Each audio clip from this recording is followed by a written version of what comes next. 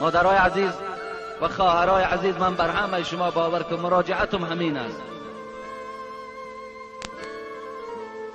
از تمام آن روزهای نافله‌ای که شما میگیرید، از تمام آن نمازهایی که شب و روز نافله‌ای که شما میخوانید، اگر یک بار بر روی شوهر تبسم کنین، قسم به خدا از همه عبادتان بالا هست. یک بار به بالای شوهر تبسم کنید، یا یک بار پشت دست شوهر تا بوسه کن، از همه عبادتت بالاست. کوشش کن مادر عزیز، خواهر عزیز، کوشش کن که شوهر از پیش خود دستش بردارد، گوید خدا تو را اهل جنت گرداند. کوشش کن.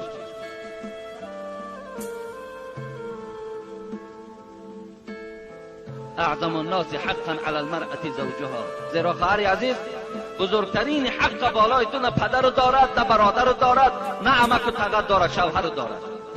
بزرگترین حق بالای تو حق شوهر نیست. قسم به خدا روز از روزها این زن و شوهرها را خدا در پیشگاه خودش راست میکند. خوش به حال اون زنی که در دنیا خدمت کرد، دعا کرده، دعای شوهر گرفته است. خداوند باز همراه می شوهر در جنت جایش میکند. حضرت عایشه از شوهر از حبیب خدا گفت در حقم دعا کن. رسول اکرم صلی الله علیه و سلم دست مبارک برداشت، زیرا از عایشه راضی بود. زیرا عایشه همیشه در خدمت رسول اکرم قایم بود، همیشه پشتیبانی از رسول اکرم میکرد، شوهرش غیبت نمیکرد، شوهرش کمبودی‌هاش در پیش دکانه ها و زنهای همسایه بیان. زنم حس نمیکند که من شوهر دارم، با مادرم و خواهر و دادرهایم رنگ سگ رفتار میکند. گپ گردانده چی گپی که نباشد جواب میدهد، حتی خاطر مرا نمیبیند. من با زنم نصیحت میکنم، چندین مثالهای زن و شوهری را میارم و حتی چندین کسیته های امر معروف شما را میمانم، میگویم گوش کن. جواب میدهد که این گپ ها همش دروغ است. این بدبخت را بزاره نشد، بزدن نشد، به من گپ های میگوید که در شریعت این گپ ها تماما درست نیست برای گفتن شوهر. لیکن خاطر فرزندهایم چیکار کنم؟ نمیدانم.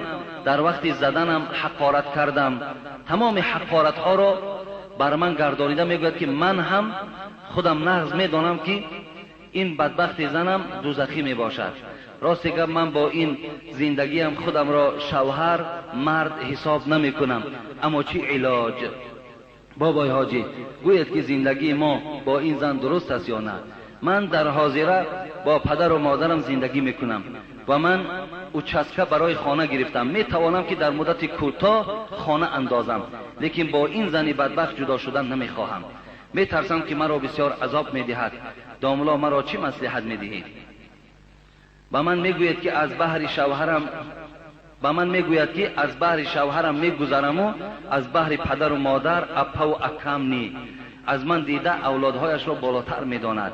از گپهای شما بابای حاجی مثالش میارم، میگوید که اینها همش دروغ هستند. بابای حاجی میرزا به هر یک معنی کلمه های من جواب گردانید و آن نفرانی که این مکتوب مرا در نماز جمعه میشنوند خواهش میکنم که به من دعای کنید که این بدبخت زنم داند که شوهر چیست و چه خیلی بزرگ است. بابای حاجی بعد جواب این مکتوب با کسیت من با شما البته واخوری میکنم. ماه سپتامبر 2007 نویسنده بوده است که چند روز بود خواب بود، دیگر موضوع هامون بودن. برادر عزیز و گرامی، اینم از مکتوب اوله قریب که فرقیت ندارن. اینم شکایت از برای زندگی هست و دادر و برادر و اکه را از شوهر بالا داشتن. من هم میگویم که شما هیچ وقت از پدر و مادر و برادرهاتان نگذرید، لیکن اعظم الناس حقا علی المرأة زوجها، بزرگترین حق در نزد زن این اولین شوهر میستد. شما بزرگی شوهر را شناسید، حق شوهر را شناسید، شما از پدر و مادرتان نگذرید. لیکن دادر عزیز، من حیران میشوم که این کسیت من برای عائله تو چی تأثیر میبخشد زمانی که گوید همه این دروغ است. وقتی این سخنها را دروغ که گفت، برادر در بین شما علاقه نکاح نیست، نکاح نیست. حتی خانه‌داری که شما دارین این خودش حرام است. سخنی که من میگویم برای شما تا امروز غیر آیت قرآن و احادیث های رسول اکرم چیزی صدا نداده است. سخن خدا دروغ، سخن پیغمبر دروغ، تو کافر هستی، زن و طلاق است. این تو دیگر زندگی حلال نداری. این زن برای تو علکه بیگانه است. با که نداره دادر عزیز، رزق رسان تو نیستی.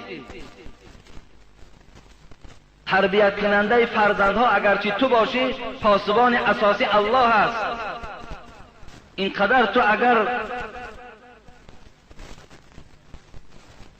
دلمانده باشی، اینقدر تو خسته شده ای، آب و روی تو در بین یار و رفیقت کاسته شده است، برای تو هم توصیه همین است. توصیه مثل توصیه اول است. از درد و غم میخوای خلاص شوی، ابغض الحلال الی الله الطلاق است. بدترین حلال ها به سوی خدا طلاق است، لیکن حلال است. حالتهای ضرورت در حلال می شود. برای چی زنهای پیش من میآیند از شوهرهاشون شکایت میکنند؟ اونها را من نیز توصیه دادم، میلش جدا شد. شاید خدا برای تو یکان شوهر خوب دهد. برای همین شوهرهایی که امروز بیچاره ها گویم از پدر و مادرشان هم دعا گرفتن نمیتونند، پدر و مادرشان هم بیچاره در حالتهای پریشانی قرار دارند، از همه این دیده همون را جواب دادن بهتر است. برای همین دادر عزیز با من روبرو شد. همه این که من برای تو بیان کردن نمیتونم، وقتهای زیاد میگیرد. فقط یگانه راهی که اگر خواهی برای تو خوبی آرد، همین از جواب میدی، جانت خلاص میگرد. این حدیث ما را دلالتی به یکدیگر فهمی میکند.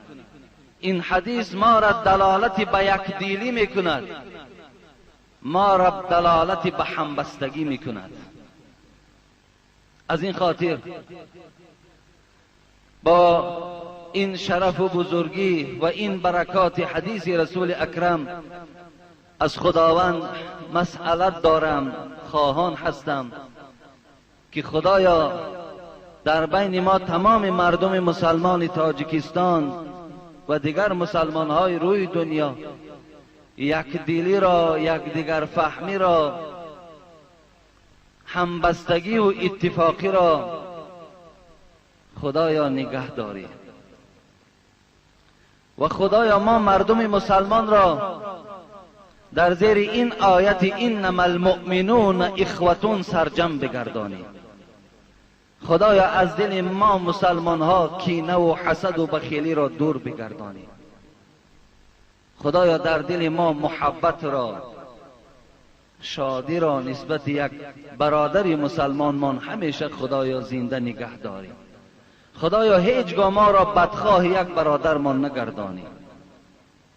خدایا خاتمه کارمانم به خیر بگردانی. خدایا گذشتگان من رحمت و مغفرت بگردانی. خدایا برادرانی که امروز در سفر هستند همگیش خدایا صحت و سلامت به خاندانشان برسانی. و همه آن برادرانی که امروز در این مسجد مهمان هستند خوش آمدند. خداوند در هر قدم شما حسنات کتابت بفرماید و صحت و سلامت به خاندانتان برساند. خدایا این جمهوری ما را باز هم آباد بگردانی، صلح و آسایشتگی را همیشه حکمران بگردانی.